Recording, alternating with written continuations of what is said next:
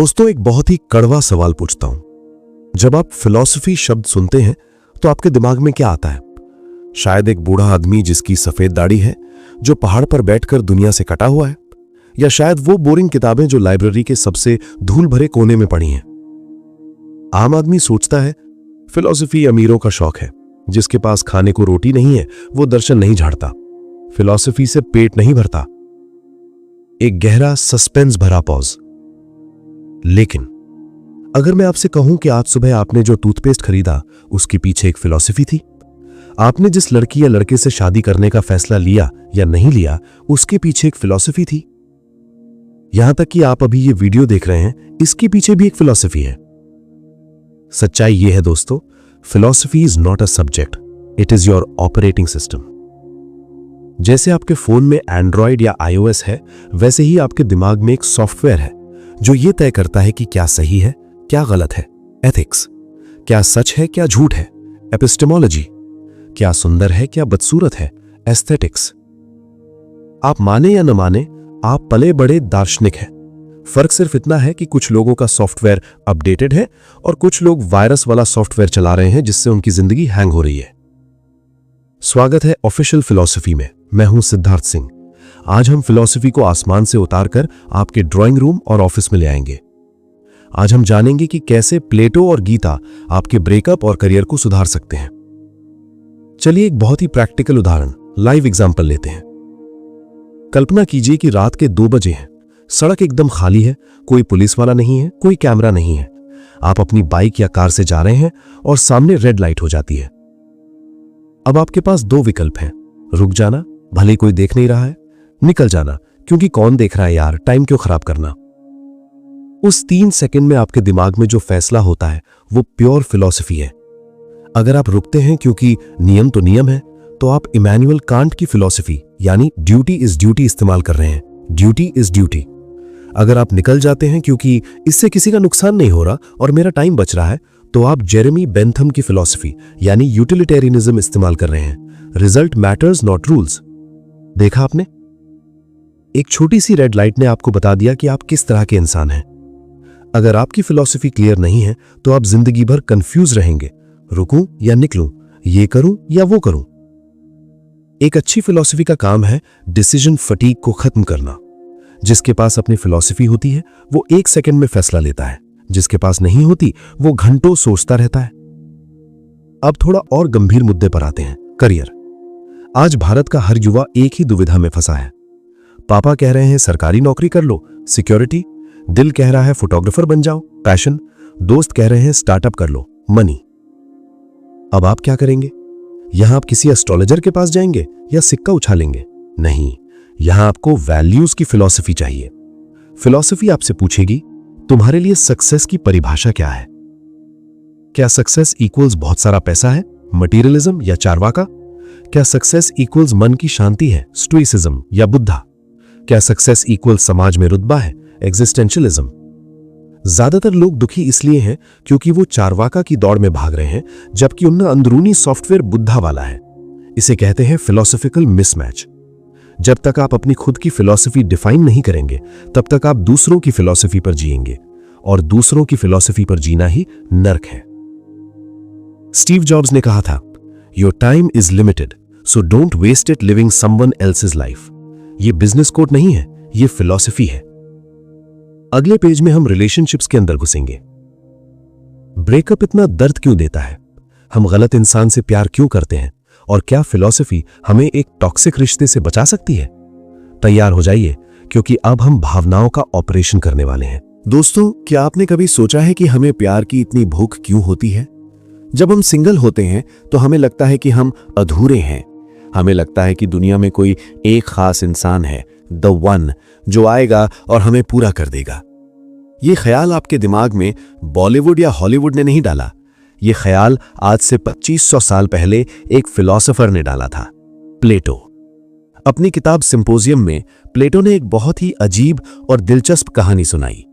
उन्होंने कहा, शुरुआत में इंसान ऐसे नहीं थे जैसे आज हैं। इंसान गोल थे, उनके 4 हाथ थे, 4 पैर थे और 2 चेहरे थे। वे बहुत ताकतवर थे, इतने ताकतवर कि उन्होंने देवताओं को चुनौती दे दी। जूस यानी देवताओं का राजा डर गया। उसने इंसान को सबक सिखाने के लिए बिजली से यानी थंडरबोल्ट से बीच में से काट दिया। इंसान के 2 टुकड़े हो गए। तब से हर इंसान अपने उस खोए हुए आधे हिस्से को ढूंढ रहा है। इसीलिए जब आप किसी से प्यार करते हैं तो आपको लगता है, अरे ये तो वही है जिसे मैं जन्मों से ढूंढ रहा था। इसे कहते हैं सोलमेट थियरी। सुनने में बहुत रोमांटिक लगता है ना? लेकिन यहां एक खतरा यानी ट्रैप है। अगर आप ये मानते हैं कि आप अधूरे हैं तो आप हमेशा एक भिखारी की तरह प्यार मांगेंगे। प्लीज मुझे पूरा कर दो, प्लीज मुझे छोड़ के मत जाओ। फिलॉसफी कहती है you are not half, you are whole, यानी तुम आधे नहीं पूरे हो। जब तक आप खुद में खुश नहीं रह सकते तब तक आप किसी और के साथ खुश नहीं रह सकते। 2 आधे लोग मिलकर एक पूरा नहीं बनाते, वे सिर्फ 2 दुखी लोग बनाते हैं। अब थोड़ा कड़वा सच, आजकल के 90% रिलेशनशिप्स प्यार नहीं है, वे बिजनेस डील हैं। जर्मन दार्शनिक इमैनुअल कांट ने नैतिकता का एक बहुत बड़ा नियम दिया था। Act in such a way that you treat humanity never merely as a means to an end, but always at the same time as an end. सरल भाषा में इसका मतलब है, किसी इंसान को इस्तेमाल मत करो। अपने रिश्ते को चेक कीजिए, क्या आप उस लड़की से प्यार करते हैं या आप उसके साथ इसलिए हैं क्योंकि वो सुंदर है और दोस्त जलेंगे? She is a means to show off. क्या आप उस लड़के के साथ इसलिए हैं क्योंकि वो अमीर है और आपको सिक्योरिटी चाहिए? He is a means to money. क्या आप किसी के साथ सिर्फ इसलिए हैं क्योंकि आप अकेलेपन से डरते हैं? He is a means to kill boredom. अगर आप सामने वाले को एक इंसान नहीं बल्कि अपनी जरूरतों को पूरा करने का एक औजार समझते हैं तो माफ कीजिएगा, ये प्यार नहीं, ये शोषण है। कांट कहते हैं सच्चा प्यार वो है जहां आप बदले में कुछ नहीं चाहते, जहां सामने वाला आपके लिए साधन नहीं बल्कि साध्य है।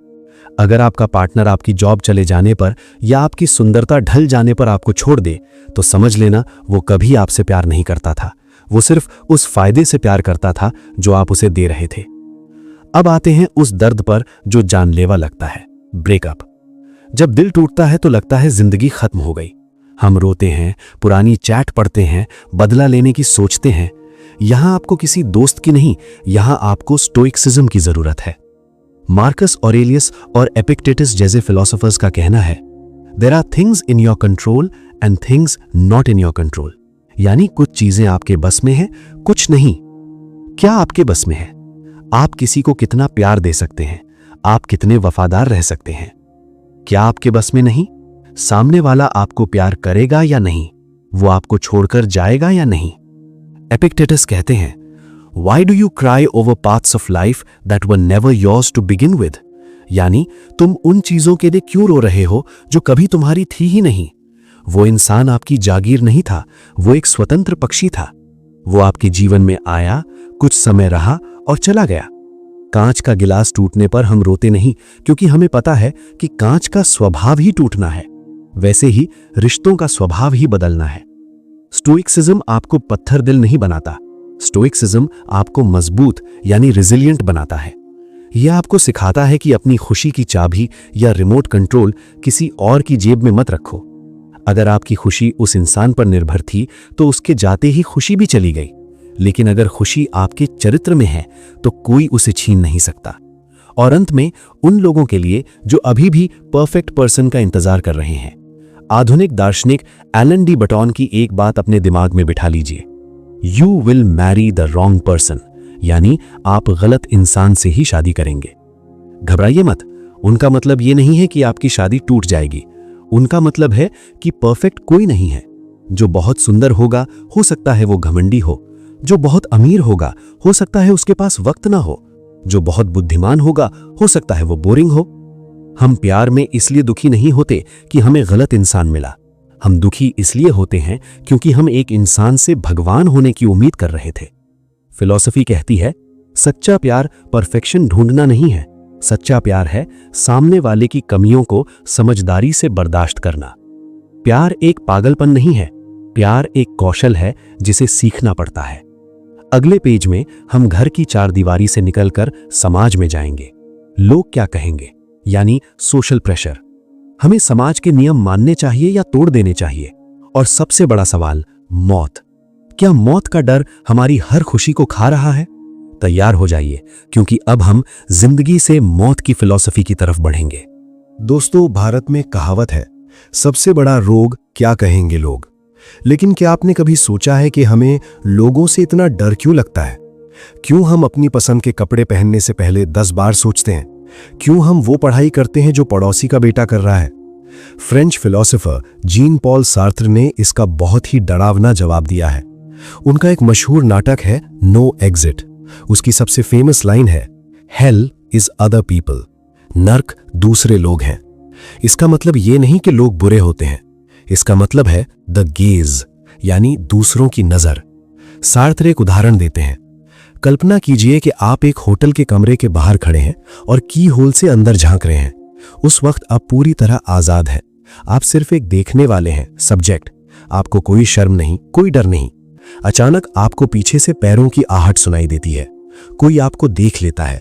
उसी एक सेकंड में आपकी पूरी दुनिया बदल जाती है। अब आप देखने वाले नहीं रहे, अब आप देखे जाने वाले ऑब्जेक्ट बन गए। आपको शर्म आती है। आपको लगता है वो मेरे बारे में क्या सोच रहा होगा। सार्त्र कहते हैं, जब कोई दूसरा हमें देखता है तो वो हमें ऑब्जेक्टिफाई कर देता है। वो हमें अपनी दुनिया का एक सामान बना लेता है। हम अपनी आजादी खो देते हैं और वैसे एक्ट करने लगते हैं जैसे वो चाहता है। आज का सोशल मीडिया, इंस्टाग्राम, फेसबुक, यही नर्क है। वहां हम अपनी जिंदगी नहीं जी रहे। हम वो फोटो डालते हैं जो दूसरों को अच्छी लगे। हम लाइक्स के गुलाम हैं। फिलॉसफी कहती है, जब तक आप दूसरों की नजर से खुद को जज करेंगे, आप कभी खुश नहीं रह पाएंगे। आप हमेशा एक कैदी रहेंगे। तो इस कैद से निकलने का रास्ता क्या है? ज्यादातर लोग रास्ता नहीं निकालते, वो बैड फेथ में जीना शुरू कर देते हैं। ये सार्त्र का सबसे गहरा कॉन्सेप्ट है। बैड फेथ का मतलब है खुद से झूठ बोलना कि मेरे पास कोई चॉइस नहीं है। सार्त्र एक वेटर का उदाहरण देते हैं। एक कैफे में वेटर है। वो बहुत झुककर सलाम करता है, बहुत तेज चलता है, रोबोट की तरह ट्रे पकड़ता है। सार्त्र कहते हैं, देखो, वो वेटर नहीं है, वो वेटर होने की एक्टिंग कर रहा है। अगर आप उससे पूछें, भाई तुम ये काम क्यों कर रहे हो, वो कहेगा, साहब क्या करूं, पेट पालना है, मेरे पास कोई चॉइस नहीं है। सार्थ चिल्लाकर कहेंगे, झूठ, तुम झूठ बोल रहे हो। इंसान के पास हमेशा चॉइस होती है। तुम नौकरी छोड़ सकते हो, तुम भूखे मर सकते हो, तुम चोरी कर सकते हो। हाँ, हर चॉइस की कीमत है, लेकिन ये कहना कि मेरे पास चॉइस नहीं है, ये खुद को धोखा देना है। हम सब बैड फेथ में जीते हैं। मैं शादी नहीं करना चाहता था, लेकिन पापा ने फोर्स किया। झूठ। आपने पापा की बात मानने की चॉइस ली। मैं ये कोर्स नहीं करना चाहता था, लेकिन मार्केट में डिमांड थी। झूठ। आपने सेफ रास्ता चुना। फिलॉसफी आपको जगाती है, you are condemned to be free. तुम आजाद होने के लिए श्रापित हो। अपनी जिंदगी की जिम्मेदारी लो। अगर तुम दुखी हो तो वो तुम्हारी चॉइस है, किसी और को ब्लेम मत करो। ये बहुत कड़वा है, लेकिन यही सच है। अब जर्मनी चलते हैं, मार्टिन हाइडेगर के पास। हाइडेगर कहते हैं कि हम अपनी असली पहचान, ऑथेंटिक सेल्फ खो चुके हैं। हम द मैन बन गए हैं, द क्राउड। हम अखबार पढ़ते हैं क्योंकि सब पढ़ते हैं। हम पॉलिटिक्स पर बात करते हैं क्योंकि सब करते हैं। हम अपनी मौत नहीं मरते, हम लोगों की मौत मरते हैं। हाइडेगर पूछते हैं, क्या तुम अपनी जिंदगी जी रहे हो या तुम बस एक स्क्रिप्ट पढ़ रहे हो जो समाज ने लिखी है? पैदा हुए, स्कूल गए, नौकरी की, शादी की, बच्चे किए, मर गए। क्या ये तुम्हारी कहानी है या ये डिफॉल्ट सेटिंग है? एक ऑथेंटिक यानी असली इंसान वो है जो भीड़ से अलग खड़ा होकर पूछता है, मुझे क्या चाहिए, भले ही पूरी दुनिया उसे पागल कहे।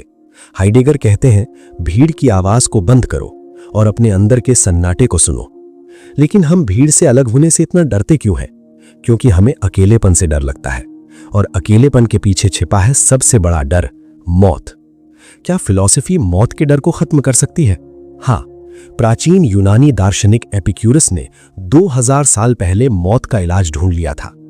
लोग मौत से डरते हैं, क्यों? क्योंकि उन्हें लगता है कि मौत दर्दनाक होगी या मरने के बाद अंधेरा होगा।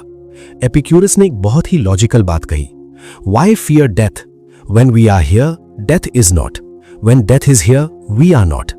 सोचिए, आपके पैदा होने से पहले जो करोड़ों साल बीते, क्या आपको उनका डर लगता है?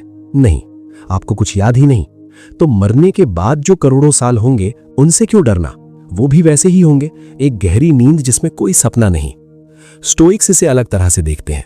वो कहते हैं, memento mori, remember you must die. अपनी टेबल पर एक खोपड़ी रखो, मेटाफोरिकली।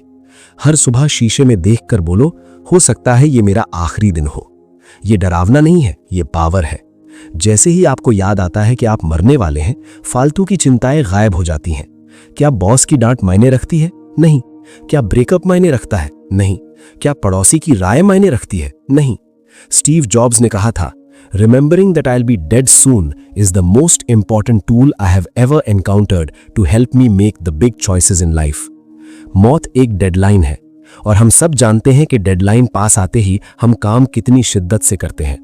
तो मौत से डरो मत, मौत का इस्तेमाल करो अपनी जिंदगी को अभी जीने के लिए।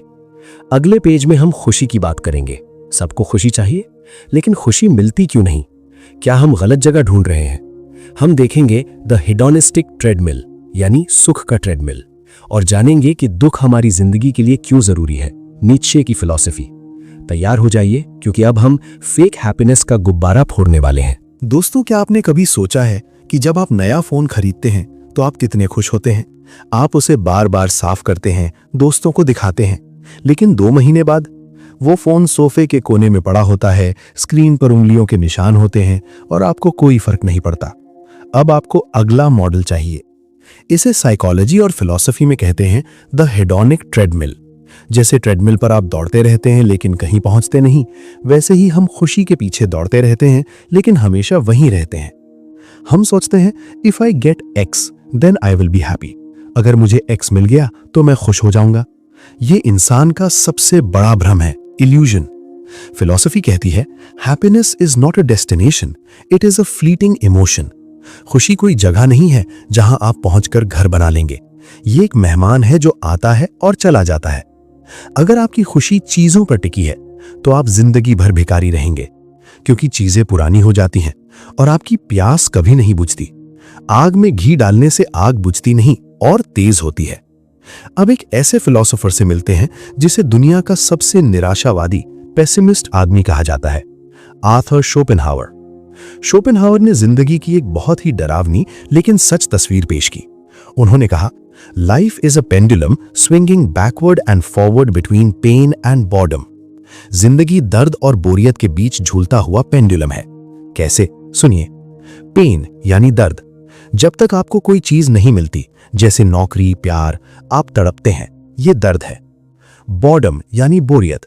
जैसे ही आपको वो चीज मिल जाती है, कुछ दिन बाद आप उससे बोर हो जाते हैं, फिर आप नई चीज की चाहत करते हैं, वापस दर्द।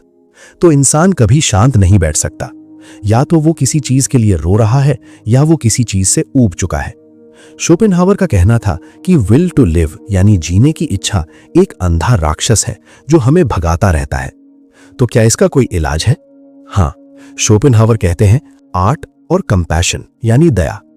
जब आप एक पेंटिंग बनाते हैं या संगीत सुनते हैं तो आप थोड़ी देर के लिए इस पेंडुलम से उतर जाते हैं। यही एकमात्र सच्ची खुशी है। अब एंट्री होती है फ्रेडरिक नीत्शे की। उन्होंने शोपेनहावर को पढ़ा और कहा, गुरुजी, आप सही हो कि जिंदगी में दर्द है, लेकिन रोना इसका हल नहीं है। नीत्शे ने कहा, to live is to suffer, to survive is to find some meaning in the suffering. जीना मतलब है तकलीफ उठाना और जिंदा रहना मतलब है उस तकलीफ में कोई मतलब ढूंढ लेना। सोचिए, आप जिम जाते हैं, वहां आप लोहे की प्लेटें उठाते हैं, आपकी मांसपेशियां टूटती हैं, पसीना आता है, दर्द होता है। क्या आप रोते हैं? नहीं, आप खुश होते हैं। क्यों? क्योंकि उस दर्द का एक मकसद है, बॉडी बनाना। नीत्शे कहते हैं, जिंदगी में जब भी दुख आए तो भागो मत, उसे गले लगाओ, उसे कहो अमोर फाती यानी लव योर फेट। हाँ, मेरा ब्रेकअप हुआ, बहुत दर्द हुआ, लेकिन इसने मुझे एक बेहतर इंसान बनाया, आई लव इट। हाँ, मैं फेल हुआ, लेकिन मैंने सीखा, आई लव इट। जो इंसान अपनी तकलीफों को शक्ति यानी फ्यूल बना लेता है, उसे दुनिया की कोई ताकत नहीं हरा सकती। इसे नीत्शे कहते हैं यूबरमेंश यानी सुपरमैन। तो फिलॉसफी का प्रैक्टिकल यूज क्या है? जब आपकी जिंदगी में बुरा वक्त आए तो विक्टिम मत बनो, खुद से पूछो, ये दर्द मुझे क्या सिखाने आया है? और अब आखिरी सवाल, पैसा यानी मनी। क्या पैसा खुशी देता है? 2300 साल पहले एपिक्यूरस ने अपनी डायरी में लिखा था कि इंसान को खुश रहने के लिए सिर्फ 3 चीजें चाहिए, फ्रेंड्स यानी दोस्त, सच्चे दोस्त जिनके साथ आप खुलकर बात कर सकें, फ्रीडम यानी आजादी, किसी का गुलाम ना होना, अपने फैसले खुद लेना, एनालाइज लाइफ यानी चिंतन करना। एपिक्यूरस ने कहा, अगर आपके पास करोड़ों रुपए हैं लेकिन ये 3 चीजें नहीं हैं तो आप दुखी रहेंगे। और अगर आपके पास पैसा कम है लेकिन ये 3 चीजें हैं तो आप राजा हैं। उन्होंने इच्छाओं को 3 हिस्सों में बांटा, नेचुरल एंड नेसेसरी, यानी खाना, कपड़ा, घर, दोस्त, इसे पूरा करो। नेचुरल बट नॉट नेसेसरी, यानी महंगा खाना, बड़ा घर, ब्रांडेड कपड़े, इसमें सावधानी रखो। वेन एंड एम्प्टी, यानी फेम, पावर, दुनिया पर राज करना, इससे दूर रहो, ये कभी पूरा नहीं होगा। आज की मार्केटिंग दुनिया आपको तीसरी कैटेगरी यानी वेन बेच रही है। फिलॉसफी आपको वापस पहली कैटेगरी यानी नेचुरल पर लाती है। पैसा बुरा नहीं है, पैसा एक बहुत अच्छा साधन है, लेकिन बहुत बुरा मास्टर है। अगर आप पैसे का इस्तेमाल आजादी खरीदने के लिए करते हैं तो पैसा अच्छा है, लेकिन अगर आप पैसे के लिए अपनी आजादी बेच देते हैं तो पैसा जहर है। अगले और आखिरी पेज में हम इस पूरे सफर को समेटेंगे। हम देखेंगे द आर्ट ऑफ डाइंग और द आर्ट ऑफ लिविंग। एक फिलोसोफर अपनी जिंदगी के आखिरी दिन को कैसे जीता है और कैसे आप आज से, अभी से एक दार्शनिक जीवन शुरू कर सकते हैं। तैयार हो जाइए, क्योंकि अब हम दी एंड की तरफ बढ़ रहे हैं, जो एक नई शुरुआत होगी। दोस्तों, जिंदगी की सबसे बड़ी समस्या क्या है? एक्सट्रीम, अति। हम या तो बहुत ज्यादा खाते हैं या भूखे रहते हैं। हम या तो बहुत ज्यादा काम करते हैं, वर्कोहॉलिक, या बिल्कुल आलसी हो जाते हैं। हम या तो बहुत ज्यादा प्यार करते हैं, चिपकू, या बिल्कुल पत्थर दिल बन जाते हैं।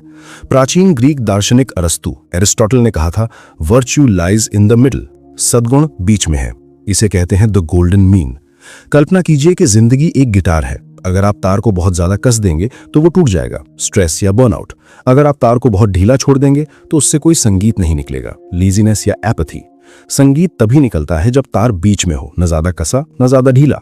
अरस्तु कहते हैं कि हर गुण, वर्च्यू, 2 बुराइयों के बीच का संतुलन है। करेज, साहस, ये डरपोकपन और पागलपन के बीच का बिंदु है। डरना बुरी बात नहीं है, डर के बावजूद सही काम करना साहस है। जनरोसिटी, उदारता, ये कंजूसी और फिजूल खर्ची के बीच का बिंदु है।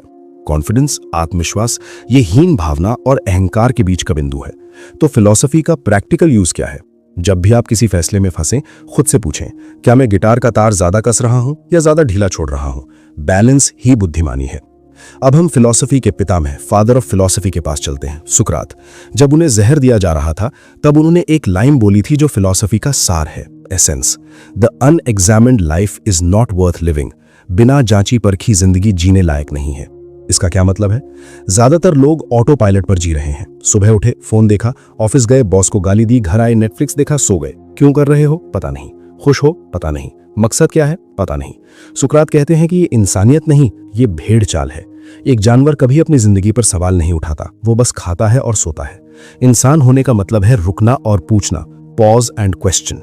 फिलॉसफी कोई किताब नहीं है, फिलॉसफी एक आईना, मिरर है। हर रात सोने से पहले उस आईने में देखो और खुद का इंटरव्यू लो। आज मैंने क्या सीखा? आज मैंने किससे बुरा बर्ताव किया? क्यों किया? क्या आज मैंने कोई ऐसा काम किया जो मेरे मूल्यों के खिलाफ था? जिस दिन आप अपनी जिंदगी को एग्जामिन करना शुरू कर देंगे, उसी दिन से आप एक साधारण इंसान से सुपर ह्यूमन बनने की राह पर चल पड़ेंगे। अब मैं आपको एक प्रैक्टिकल टूल किट देता हूं, कल सुबह से इसे ट्राई कीजिए। ये 2000 साल पुरानी स्टोइक रूटीन है। स्टेप 1, सुबह द प्रेपरेशन। उठते ही फोन मत देखो, 2 मिनट आंख बंद करो और सोचो कि आज मुझे गुस्सा दिलाने वाले लोग मिलेंगे, ट्रैफिक मिलेगा, मुसीबतें आएंगी, लेकिन मैं अपना आपा नहीं खोऊंगा, मैं तैयार हूं। Pre meditation मेलोरम। स्टेप 2, दोपहर द पॉज। जब भी कोई फैसला लेना हो या गुस्सा आए, 3 सेकंड का पॉज लो। खुद से पूछो, क्या ये मेरे कंट्रोल में है? अगर नहीं तो जाने दो, अगर है तो action low. Dichotomy of control. Step 3, रात द रिव्यू। बिस्तर पर लेटे हुए अपने दिन को रिवाइंड करो। खुद को जज मत करो, बस ऑब्जर्व करो। आज यहां मैंने अच्छा किया, यहां मैं बेहतर हो सकता था। ये रूटीन आपके दिमाग के सॉफ्टवेयर को रोज अपडेट करेगा। तो दोस्तों, आज हमने देखा कि फिलॉसफी कोई बोरिंग सब्जेक्ट नहीं है जो सिर्फ किताबों में रहता है। ये युद्ध की तैयारी है, प्रिपरेशन फॉर वॉर। ये तूफान में लंगर है, एंकर। ये अंधेरे में टॉर्च है। जब आपकी गर्लफ्रेंड छोड़ेगी, जब आपकी नौकरी जाएगी, जब कोई अपना मरेगा, या जब आप जिंदगी के किसी दौराहे पर खड़े होंगे, तब मैथ काम नहीं आएगा, फिजिक्स काम नहीं आएगा। तब सिर्फ और सिर्फ आपकी फिलॉसफी काम आएगी। अगर आपकी फिलॉसफी मजबूत है तो आप टूटेंगे नहीं, आप निखरेंगे। आप जिंदगी को झेलेंगे नहीं, आप जिंदगी को जिएंगे। तो दोस्तों, ये था फिलॉसफी का प्रैक्टिकल इस्तेमाल। अब आपको पता चल गया है कि ये सब्जेक्ट क्यों जरूरी है, लेकिन ये तो सिर्फ ट्रेलर था। अभी तो पूरा चैप्टर 1 बाकी है। हमने जान लिया कि फिलॉसफी क्यों करनी है। अब हम जानेंगे कि फिलॉसफी क्या है और कैसे करनी है। अगले एपिसोड में हम फिलॉसफी का नक्शा खोलेंगे। हम जानेंगे कि इस विशाल समुद्र के बड़े बड़े टापू कौन से हैं। मेटाफिजिक्स, तत्व मीमांसा, वास्तविकता क्या है। एपिस्टेमोलॉजी, ज्ञान मीमांसा, हम क्या जानते हैं। एथिक्स, नीति शास्त्र, सही और गलत क्या है। अगला टॉपिक है topic 8, the main branches of philosophy. Philosophy की मुख्य शाखाएं, एक परिचय। ये जानना बहुत जरूरी है, वरना आप दर्शन के जंगल में खो जाएंगे। तैयार रहिए अपनी टूल किट भरने के लिए। मैं हूं सिद्धार्थ सिंह और आप देख रहे हैं ऑफिशियल फिलॉसफी। सवाल पूछते रहिए और अपनी जिंदगी को एग्जामिन करना मत छोड़िए। जय हिंद।